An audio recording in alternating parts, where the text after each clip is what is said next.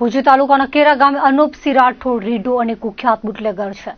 વર્ષોથી પોલીસને સાચવીને કરોડો રૂપિયાનો દારૂનો ધંધો કરે છે. તાજેતરમાં 22 જૂનના એસએમસીએ દરોડો પાડી 1.25 કરોડનો શરાબ કબજે કર્યો હતો. જોકે તેને કોઈ ફરક પડ્યો નથી અને ફરી દારૂનો ધંધો ચાલુ કરી દેવામાં આવ્યો છે. ત્યારે માનકુવા પોલીસે કરેલી કાર્યવાહીમાં 27 લાખનો દારૂ મળ્યો હતો.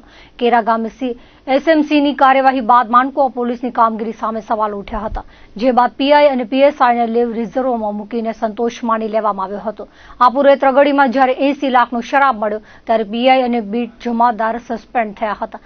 પરંતુ કેરામાં ત્રગડી કરતા વધારે દારૂ અને પશ્ચિમ કચ્છનો અત્યાર સુધીનો મોટો દારૂ હોવા છતાં સસ્પેન્શન સહિતના કોઈ પગલાં ભરવામાં આવ્યા નથી, જેના કારણે પશ્ચિમ કચ્છ પોલીસની કામગીરી સામે સવાલો ઉઠી રહ્યા છે. કેરા ગામે અનોપસિંહનો દારૂ પકડ્યા બાદ બીજા દિવસથી જ તેનો ધંધો ચાલુ થઈ ગયો છે, કારણ કે જવાબદારો સુધી તેના હપ્તા પહોંચે છે. તાજેતરમાં હળવદ પાસે એસએમસીએ દારૂ પકડ્યો હતો, જે ભુજ આવતો હોવાનું સામે આવ્યું હતું. આ વચ્ચે માનકુવા પોલીસના થાણા અધિકારી બદલાતા દારૂ શોધવામાં આવ્યો હતો. માનકુવાના ઇન્ચાર્જ પીઆઈના માર્ગદર્શનમાં દરોડો પાડવામાં આવ્યો હતો. કેરા ગામે બુટલેગર અનુપસિંહ રાઠોડે પોતાના માણસો સાથે અંગ્રેજી દારૂનો જથ્થો મંગાવી કટિંગ કરતો હતો, ત્યારે દરોડો પાડવામાં આવ્યો હતો, જેમાં 27,19,022નો દારૂ કબજે કરવામાં આવ્યો છે. આ સાથે 7 લાખની બોલેરો કબજે કરવામાં આવી હતી. રેડ દરમિયાન બુટલેગર સહિત કોઈ આરોપી પોલીસને મળ્યા નથી. માનકુવા પોલીસે ગુનો દાખલ કર્યો છે.